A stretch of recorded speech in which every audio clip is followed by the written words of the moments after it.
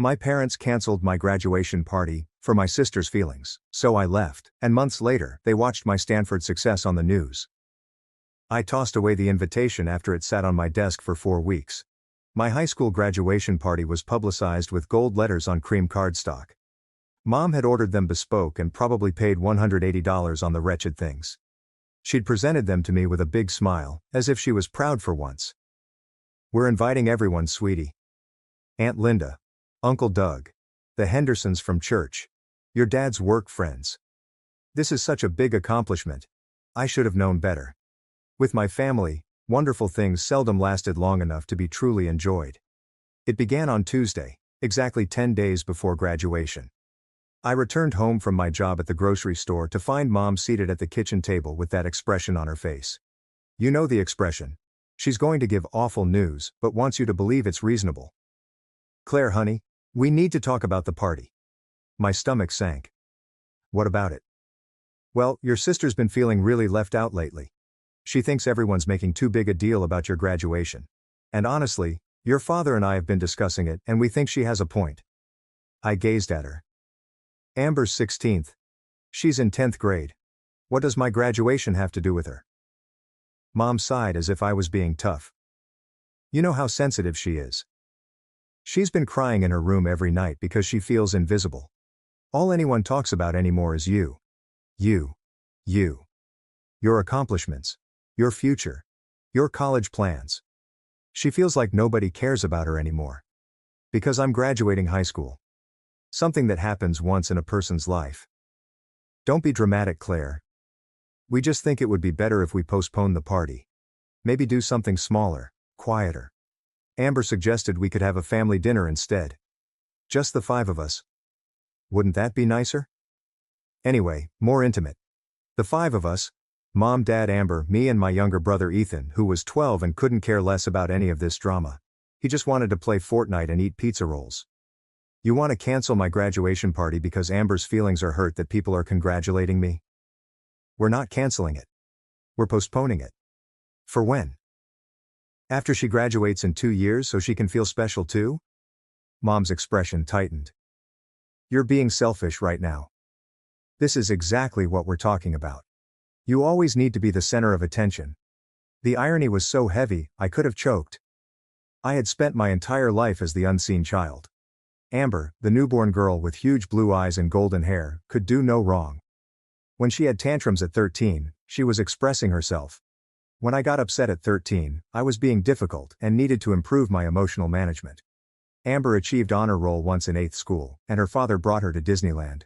I'd been on the honor roll every semester since 5th grade, and the most attention I'd ever received was a, "That's nice, honey," as Dad glanced through his phone. She wanted to attend dance classes, so we did. She wanted a new laptop. She received a new laptop. She decided she wanted to play guitar, and 2 lessons later, a $350 acoustic guitar was sitting in her room, at which time she became bored and stopped.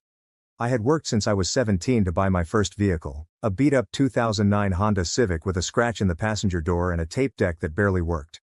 I paid for my own gasoline, insurance, and everything. I had applied to 12 colleges and was accepted into 8 of them, including my favorite school across the nation. I'd obtained a partial scholarship based on my GPA and test results. I'd done everything correctly. And now they want to cancel my graduation celebration because my sister can't face 4 hours of people congratulating me instead of her. "I'm not postponing my party," I responded calmly. "You already sent out invitations. People already bought gifts. Aunt Linda's driving 4 hours to get here. We'll call everyone and explain. They'll understand." "I don't understand," I said. "Claire. You need to be more understanding. Let Amber have the spotlight for once. Is that really so much to ask?" Something inside of me cracked. "For once? Are you actually serious right now? Amber has had the spotlight my entire life. Every single thing she's ever wanted, she's gotten. Every accomplishment of hers gets celebrated like she won the Nobel Prize, while mine get ignored unless they somehow benefit you. I'm graduating with honors, Mom. I'm going to Stanford on a scholarship. And you want to cancel my party because Amber's jealous? Don't raise your voice at me. Mark, don't treat me like I'm disposable." Dad strolled in, still dressed for work, tie loosened around his neck. "What's all the yelling about?" Your daughter's being unreasonable about the party situation, she remarked. Our daughter graduated top 10% of her class, and you're canceling her party. I told you. Those are the facts. Dad massaged his forehead. Look, Claire, your mom and I already decided. We're doing a family dinner instead. Amber needs to feel valued too. By taking away something from me? How does that make any sense? Because you're 19 now. You're an adult. You should be mature enough to understand that sometimes we make sacrifices for family. Sacrifices for family, right? Like how you sacrificed my entire childhood to make sure Amber felt special every second of every day. Fine, I heard myself saying. Cancel the party. Mom genuinely grinned. Thank you, sweetheart. I knew you'd understand once we explained it properly. I'm going upstairs. I strolled to my room on autopilot, closing and locking the door. Then I took out my phone and accessed the banking app. I'd been saving money since I was 17. Every grocery store job, every birthday present from my grandparents, and every dollar I could scrounge together. I told my parents I was saving for college, which was partly true. But, in reality, I was saving for my independence. The balance showed $9,105.45. It wasn't a fortune, but it was mine. Money they couldn't touch, seize, or use to control me. I grabbed my laptop and started browsing for flats near Stanford. Move-in wasn't until August, but many properties offered summer leases. I could work full-time throughout the summer, save more money and get comfortable before school starts. My phone vibrated with a text from Aunt Linda. I'm so excited for your party next week. I'm delivering your graduation present early so you may spend it on college shopping. I am so proud of you, honey. My eyes stung. I blinked hard and replied back. Actually, the party is canceled. Things related to the family. Long tale, but I'd still like to see you if you want to meet for coffee. She made an urgent call. Cancelled? Claire, what has happened? I told her everything. The entire tale flowed out like I'd been keeping it in for 19 years, and the dam finally burst. Amber's jealousy, Mom's manipulation, Dad's utter disregard for my feelings, and the pattern of favoritism that had defined my entire upbringing. Aunt Linda was quiet for a long while. Pack your bag, she eventually said. You're staying with me until you leave for school. Aunt Linda, I can't ask you to. You aren't asking. I am telling you. Pack enough for several days and meet me at the Morrison Street coffee shop in 90 minutes. We will sort out the rest later. How about Mom and Dad?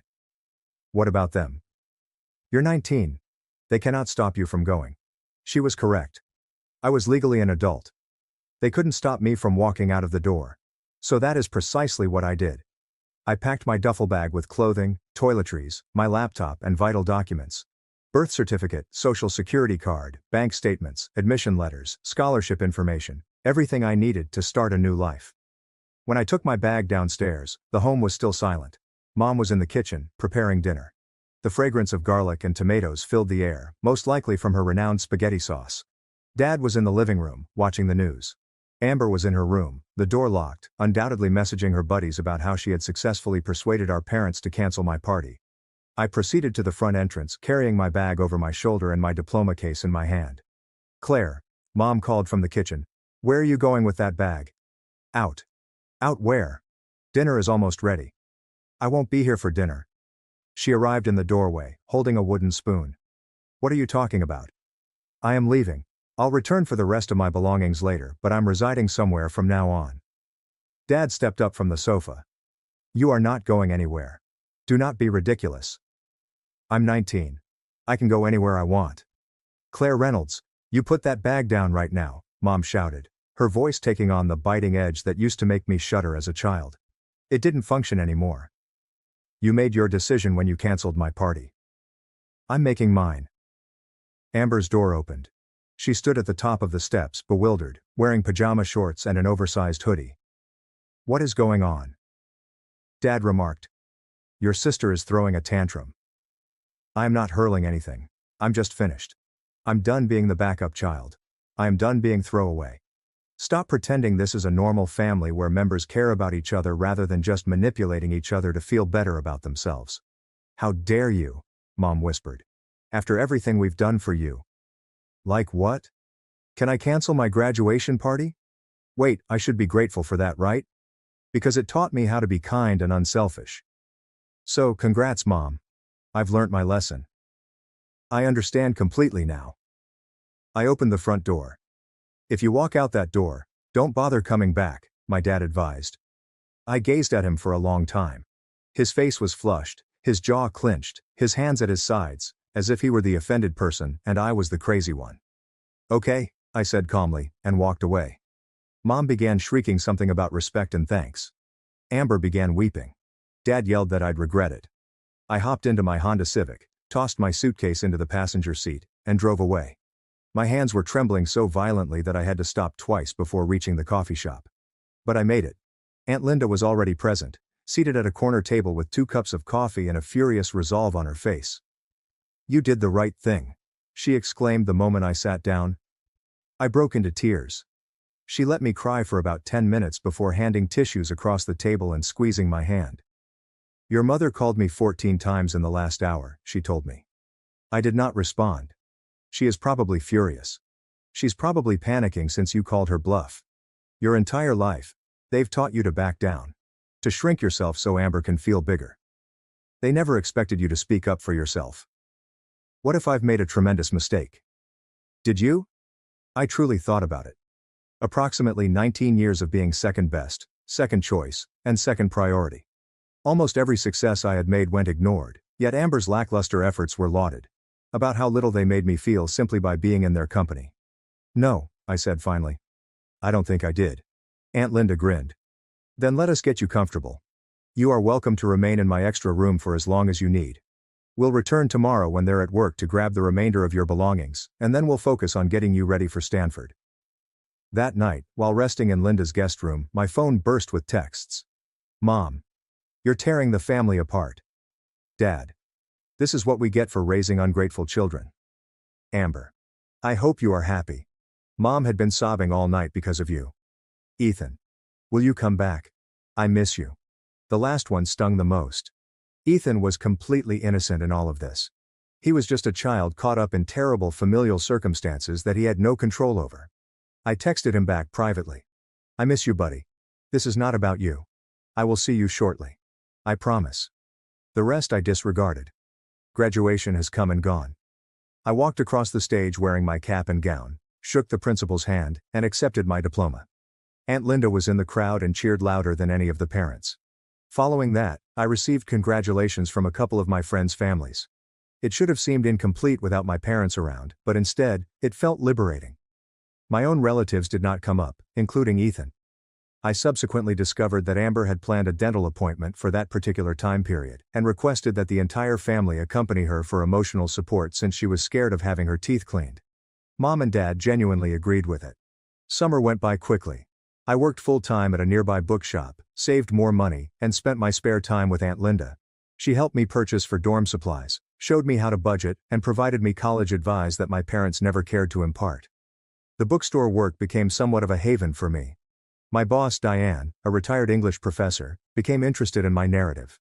She never pried, yet she listened when I needed to speak. She offered books on family dynamics and personal development, sliding them into my employee discount pile with a knowing smile. "You remind me of my daughter," she said to me during a sluggish afternoon shift. She had to leave home young too. Sometimes the bravest thing you can do is admit when remaining will ruin you. I spent my lunch breaks in the psychology department, reading all I could on narcissistic family structures, golden child and scapegoat dynamics, and the long-term consequences of emotional neglect. Every page read as if someone had written my biography. The affirmation was both reassuring and upsetting. Aunt Linda saw me lugging the books home. We began having lengthier discussions on family dynamics and generational trauma. She told me things about my mother growing up that I had never heard before. Mom had apparently played favorites before. Aunt Linda had always been forgotten, while my mother received all of the attention and admiration from their parents. The cycle just resumed with the following generation. "Your grandmother used to throw elaborate birthday parties for your mom every year," Aunt Linda told me one evening as we were putting together a bookcase for my dorm. "Professional decorations, catered food, ponies, the whole 9 yards. My birthdays involved sheet cake and a few relatives in the garden. When I inquired why, my mother said that your mother needed it more since she was sensitive." That sounds familiar. "I left for college and barely looked back," she explained. "I worked 3 jobs to pay for school since they refused to help with tuition. They said they had already spent a lot of money on your mother. when I graduated with honors, they did not attend the ceremony. Your mother had a salon appointment that day. I gazed at her. I had no idea. Your mom never learned how to share the spotlight, Aunt Linda remarked, tightening a screw on the bookcase. So, when she had children, she unintentionally repeated the same dynamic. Amber became her, and you became me. It's not fair, and it's not your fault. But this is what occurred. Do you think she will ever comprehend what she has done? Aunt Linda shrugged. Some people never do. They're too caught up in their own story to recognize the harm they're making. I made peace with that many years ago. My mother died still feeling she had been fair to both of us. Your mother will probably do the same. The weight of that understanding descended on me. This trend may never break. My mother might never wake up one day and realize what she has done to me. I may be waiting for an apology that never comes. Hoping for an acknowledgement that never arrives. How did you stop getting angry? I asked. Who says I've stopped? Aunt Linda smiled sadly. I just learned to live a decent life so that my anger didn't matter anymore. That's all you can do. Make your life so rich and significant that those who harm you become footnotes rather than the main story. In August, I relocated to California. Stanford was all I imagined it would be, and more. The campus was beautiful, my classes were difficult in the greatest manner possible, and for the first time in my life, I felt like I belonged. I was able to make friends effortlessly. Sophie, my roommate, was a computer science major from Seattle with a wicked sense of humor and a coffee addiction to equal mine. We sat up late talking about everything and nothing, and she never made me feel like I was doing too much or not enough. I joined groups, attended events, and devoted myself to my academics. Psychology had always interested me, and now I was studying from teachers who were true experts in their subjects. I was prospering in ways I could never have done at home. My parents tried to contact me a few times during those initial months, sending uncomfortable messages asking how school was going, and emails with links to things they thought I'd be interested in. Mom sent a care box in October with handmade cookies and a message that said, "We miss you." The care gift remained untouched on my desk for 2 days before I peered inside. My favorite cookies were chocolate chip with walnuts, which she used to prepare on special occasions. There was also a brand new Stanford sweater with tags still attached, as well as a framed photo of our family from 6 years ago. I gazed at the photo for a long time.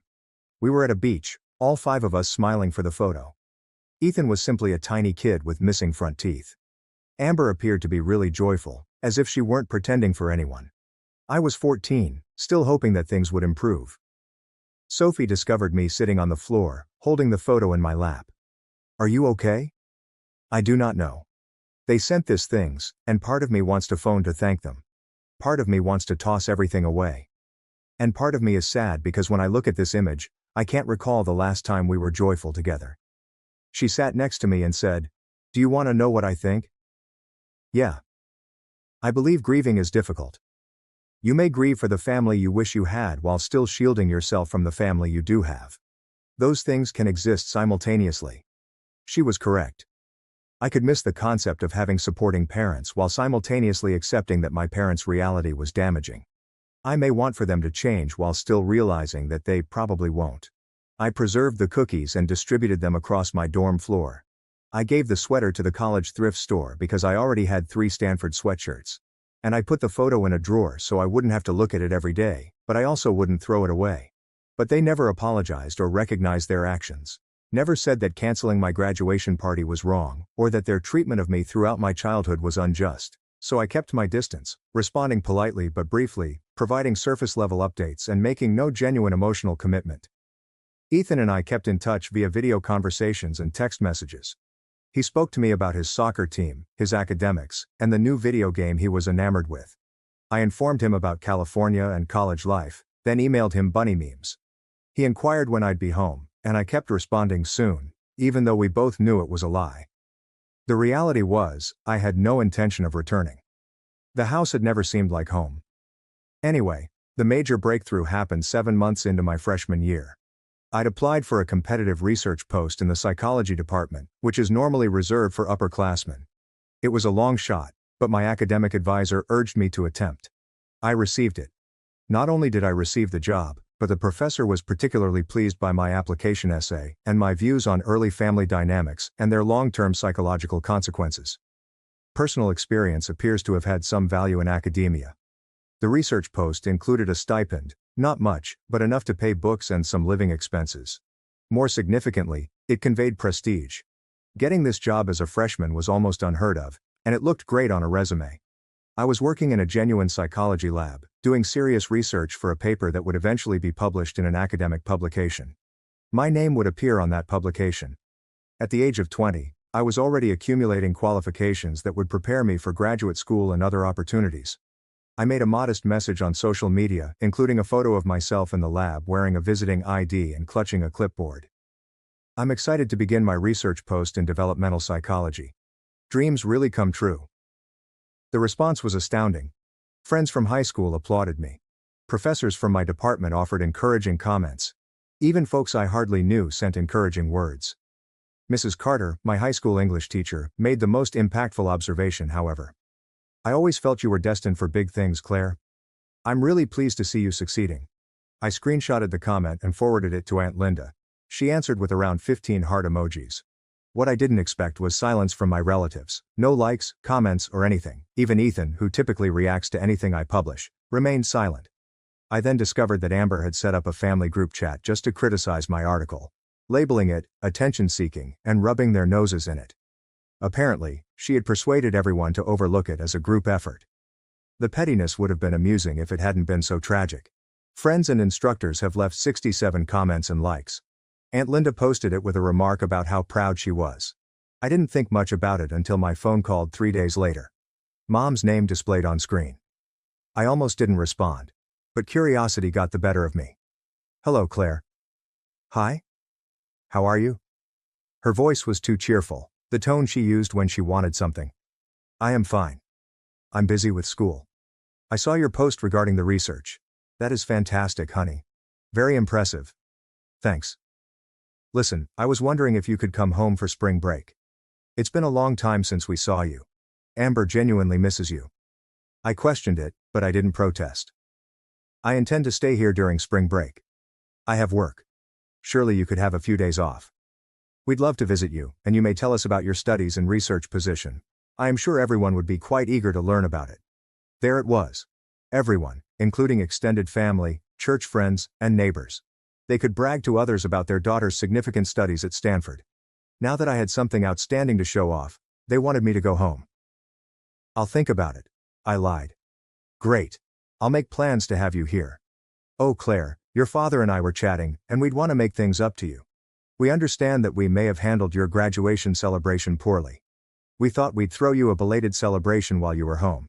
Invite everyone. Make it truly special. May have handled things poorly. That was as near to an apology as I was going to receive. I replied, I will think about it. I have to go. I have class. I hung up before she could reply. Sophie glanced up from her laptop. Let me guess. Family? My mom wants me to come home for spring break so they can throw me a party and show me off to everyone now that I have something worth bragging about. Are you planning to go? Absolutely not. She grinned. Good. We're traveling to Mexico with Lily and Hannah. I've already bought my plane tickets. You're joining us. And just like that, spring break was arranged. 4 college girls, an inexpensive resort, and no family stress for a week. It was perfect. Mexico was just what I needed. We spent mornings at the beach, afternoons touring local markets, and nights trying different restaurants and laughing so hard our tummies hurt. Lily taught us basic Spanish phrases, most of which we botched horribly. Hannah pulled us to every photo opportunity she could find, creating a whole Instagram aesthetic around our vacation. On the 3rd night, we found up at a small tavern with live music. The band was performing renditions of American songs with a Latin touch, and their enthusiasm was contagious. We danced till our feet hurt, drank fruity cocktails that were much stronger than they tasted, and discussed our future goals. I want to open my own practice someday, I told them, yelling above the music. Help children who grew up like me. Make sure they understand it's not their fault. Sophie lifted a glass. To Dr. Claire Reynolds, future therapist and destroyer of toxic family systems. We drank to that. To the futures we were creating for ourselves, to lives that belong to us alone.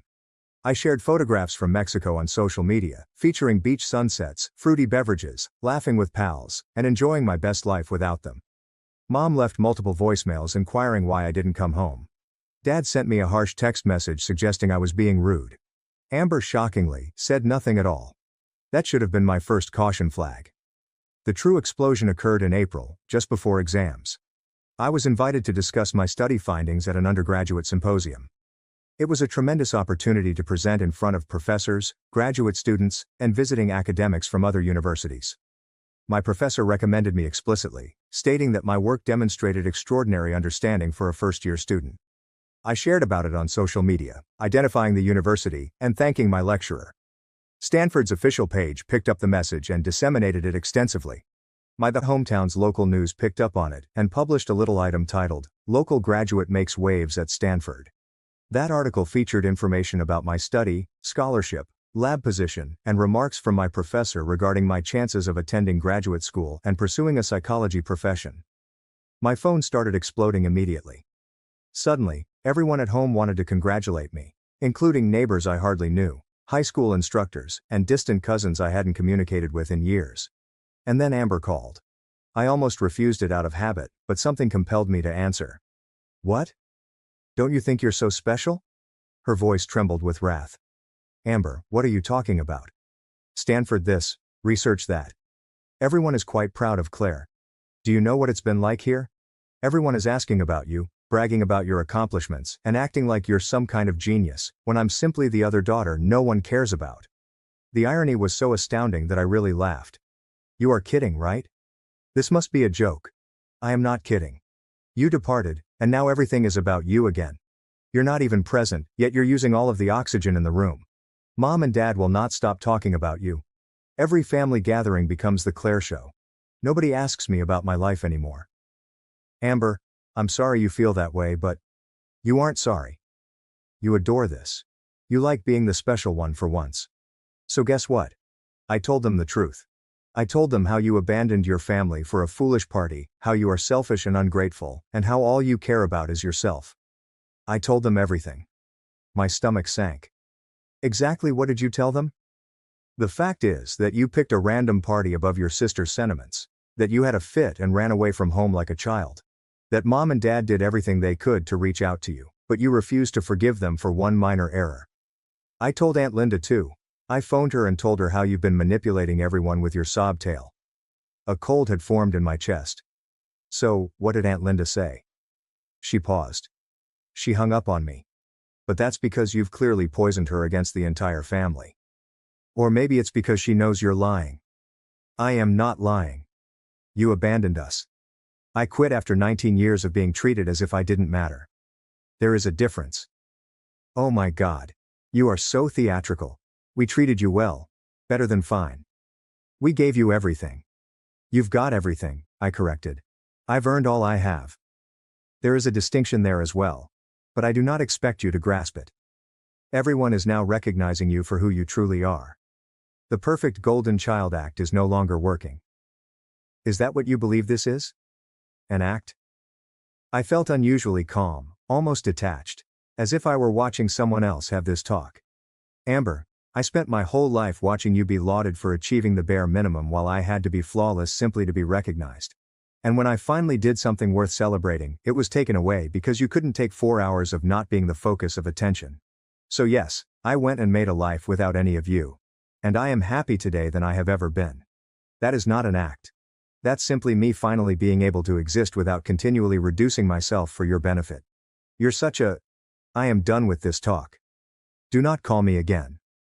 I hung up and immediately called Aunt Linda. She answered the first ring. "I was about to call you," she explained. "Amber just lost her damn mind at me." "Did she call you?" "Oh honey. She did more than just make a call. She walked up at my house, yelling about how I had damaged her family by urging you to leave. My mother was with her." My blood became chilly. "Was Mom there?" "They ambushed me after my morning walk," Aunt Linda explained. "Started ranting about how I twisted you against them. You've turned into an ungrateful monster who believes she's too good for her own family." Amber was really frantic, sobbing, yelling, and saying nasty things about you. "I'm so sorry you had to deal with that. Do not apologize." "Do you know what occurred next?" Your mother began agreeing with her. I started telling Amber that she was correct. That you had always been selfish and difficult, and that they should have been harsher on you growing up. Claire. I've never heard anyone talk about their own child that way. I felt numb. What did you say? I told them exactly what I felt. That they'd spent 19 years ignoring you in favor of Amber. That they'd caused this whole mess by canceling your graduation party out of spite. And that you were succeeding at Stanford precisely because you'd moved away from their poisonous behavior. Then I warned them to leave my property before I contacted the police. Have they left? Eventually, but not before Amber experienced a full meltdown. She began shouting about how you had stolen her life. How everything should have been hers. And how it was unfair that you could be successful while she was trapped at home being average.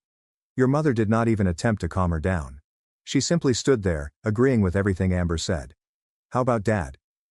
He was inside the automobile, never even made it out. Just sat there like a coward while his wife and children harassed me on my own doorstep. I fell onto my bed, phone placed to my ear. This is insane. It's reality, Aunt Linda remarked gently. This is who they truly are, Claire. And frankly, I believe Amber did you a favor. She taught you that no matter what you do, or how successful you become, they would never be pleased for you.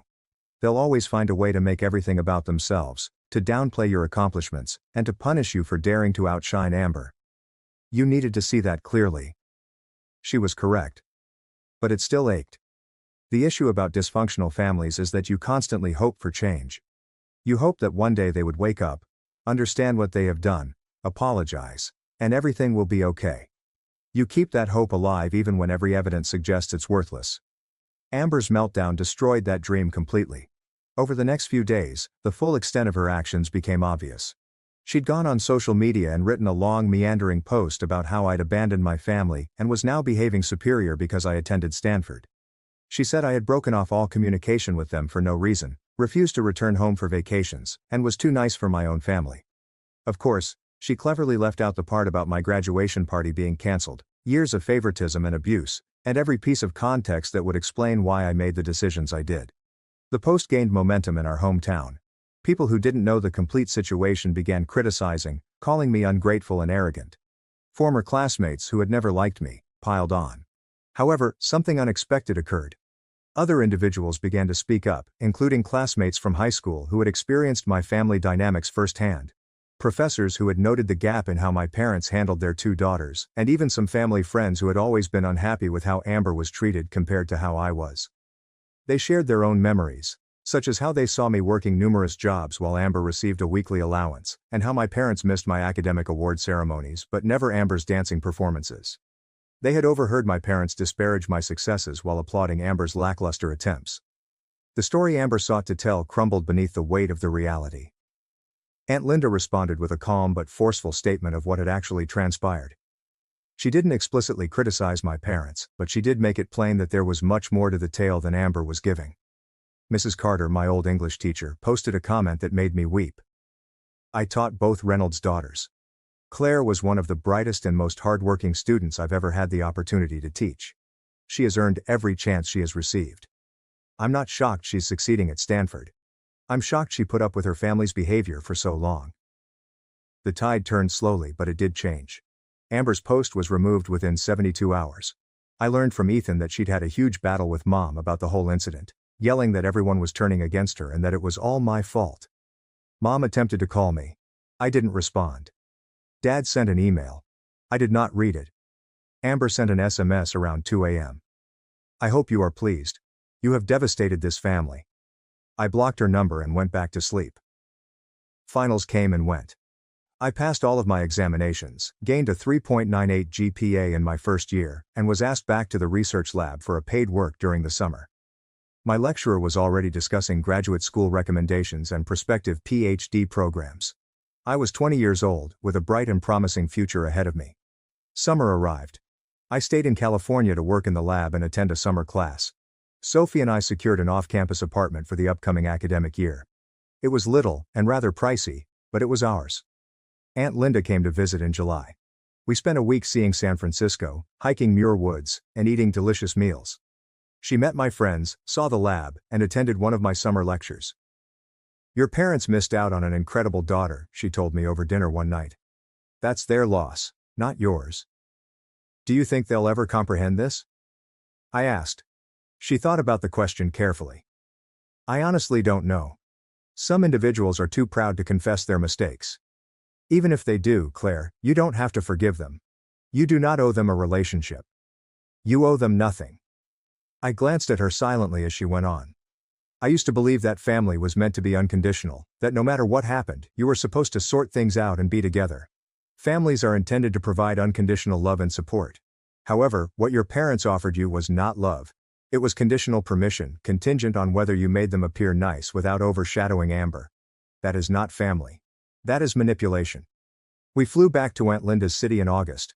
I needed to acquire some items from storage that I had left behind when I relocated to California. We meticulously planned the vacation, timing it around my parents' work hours and Amber's summer program. Ethan greeted us there.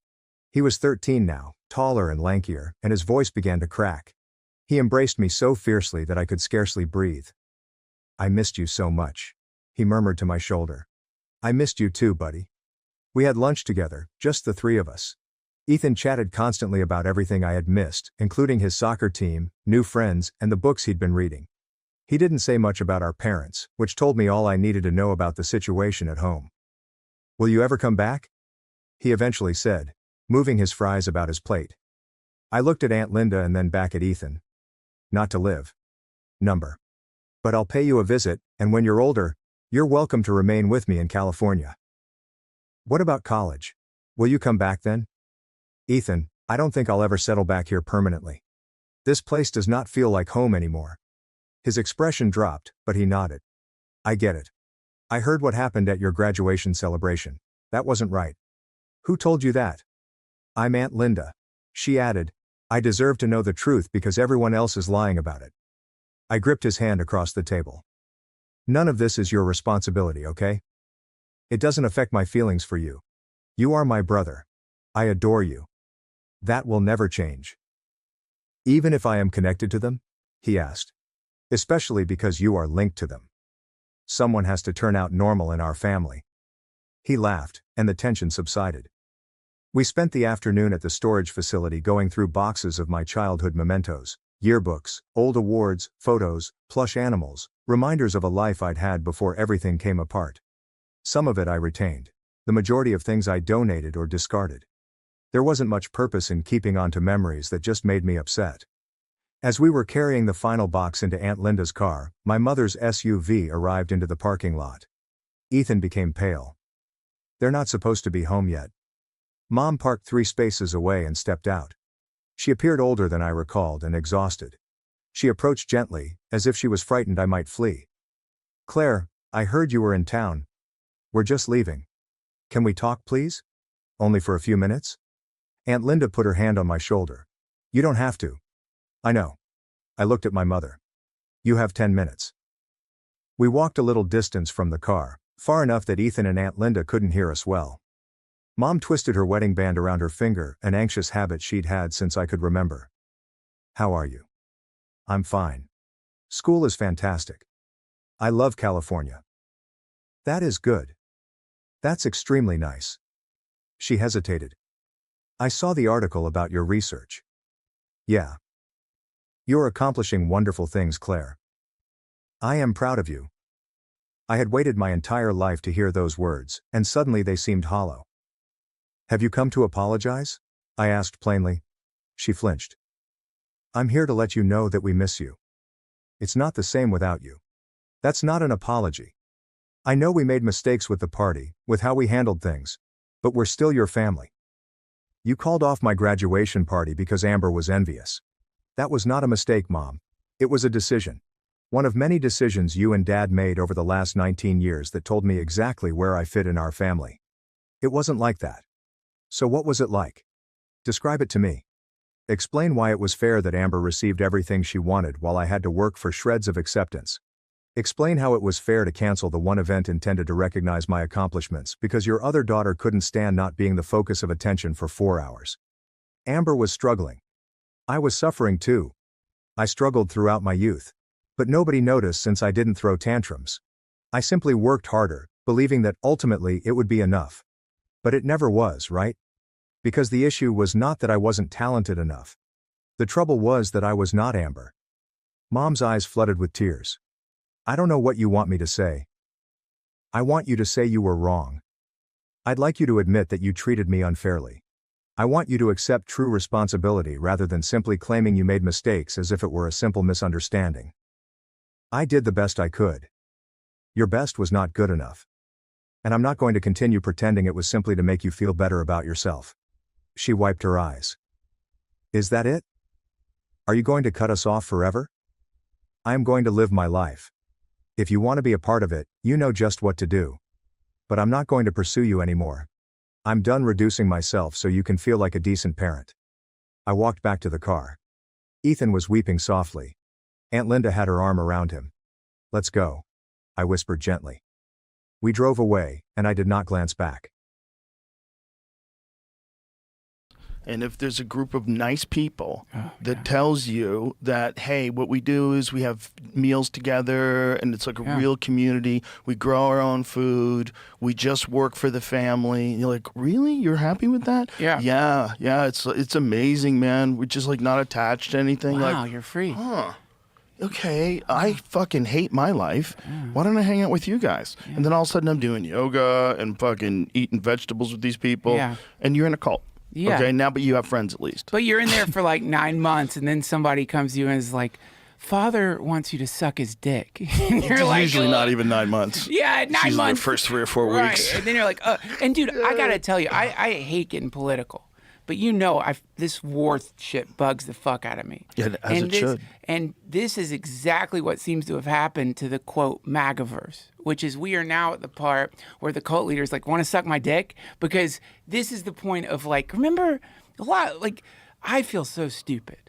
Because when they were doing their no war thing, that was a big deal to me. I'm like, yes, yes, this is fucking great.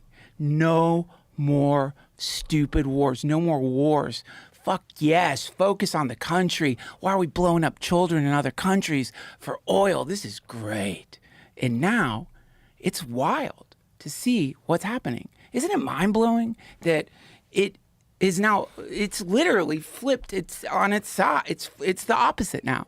Now, these people who like really blatantly, we're not going to do any more wars. Right. Oh my God.